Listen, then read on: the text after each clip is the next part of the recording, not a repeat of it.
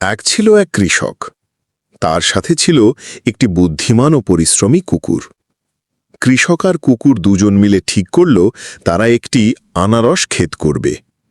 প্রথমে তারা জমি চাষ করল, কুকুরটিও লেজ নেড়ে নেড়ে সাহায্য করল। তারপর তারা একসাথে আনারসের চারা লাগাল। প্রতিদিন তারা খেতে পানি দিল, সার দিল আর যত্ন করে গাছগুলো বড় করল।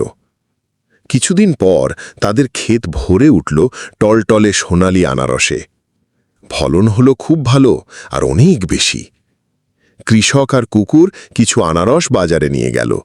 সেখানে তারা ভালো দাম পেল এবং খুশি মনে টাকা নিয়ে ঘরে ফিরল।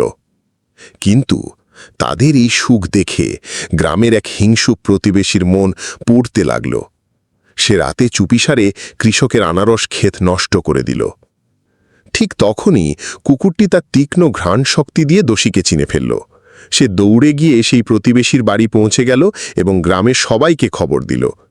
গ্রামবাসী জড়ো হয়ে হিংসুক প্রতিবেশীকে অপমান করল। কৃষক আবেগে কুকুরকে বলল, আজ তোমার জন্যে এই খারাপ মানুষগুলো ধরা পড়েছে। তুমি সত্যি আমার বন্ধু।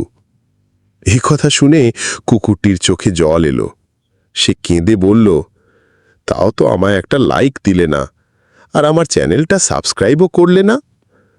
গ্রামে সবাই হেসে উঠল আর কৃষক কুকুরটিকে জড়িয়ে ধরল।